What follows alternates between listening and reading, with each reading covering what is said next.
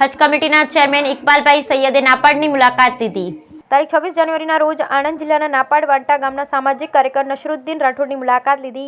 આશરે 1 કલાકથી વધુ સમય હજમાં જતા હાજીઓને પડતી મુશ્કેલીઓ વિશે વાત કરી, હાજીઓને પડતી મુશ્કેલીઓ માટે નિરાકરણ લાવવા માટેની ખાતરી આપી અને હાજીઓની વ્યવસ્થા માટે ચેરમેન પોતે જ ફેબ્રુઆરી માસમાં સાઉદી અરેબિયા જઈ રહ્યા છે।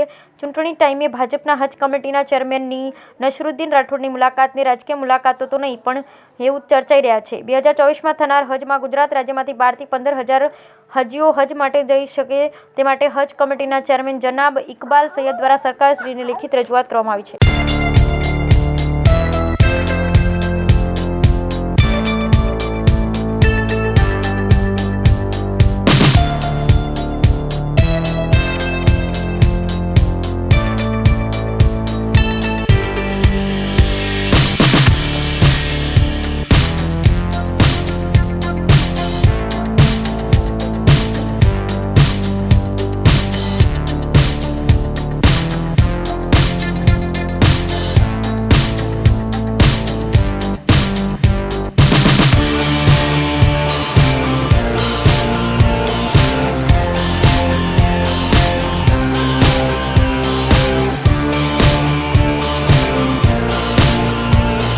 જી આપનું નામ અને પરિચય।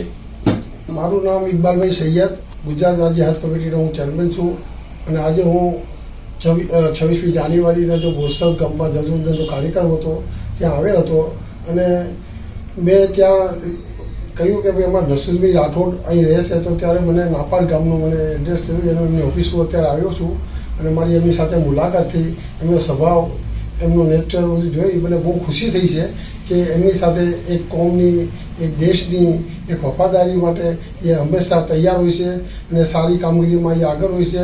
તેથી મને ખૂબ આનંદ થયું કે હું નસરુદ્દીનભાઈ રાઠોડ જેવા સાહેબને મળી અને મને ખુશી થઈ અને તેમણે મને જે હજ બાબતે જે મને 2000 સવાલો કર્યા એનો મેં એમને જવાબ આપેલ છે કે ગુજરાત રાજ્ય સરકાર અને કેન્દ્ર સરકાર, અમારા દેશના વડાપ્રધાન નરેન્દ્રભાઈ મોદી સાહેબ, અમારા દેશના ગૃહમંત્રી અમિતભાઈ શાહ સાહેબ અને અમારા ગુજરાતના CR પાટીલ સાહેબ, માનનીય મુખ્યમંત્રી ભૂપેન્દ્ર પટેલ સાહેબ અને અમારા હજ કમિટીના માઇનોરિટી મિનિસ્ટર શ્રીમતી ઈરાનીબેને જે ગુજરાતના હાજીઓ માટે જે ચિંતા કરી છે તે રાત દિવસ એ હાજીઓ માટે ખૂબ જ ફિકર અને ચિંતામાં હોય છે।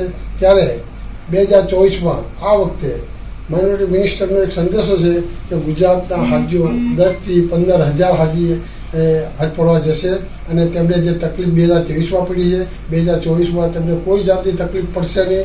2024માં તેમની એક સારામાં સારી વ્યવસ્થા કરવામાં આવશે અને જે વિધાઉટ મહેનત જવાના છે એમની સિક્યુરિટી વધારી દેવામાં આવશે।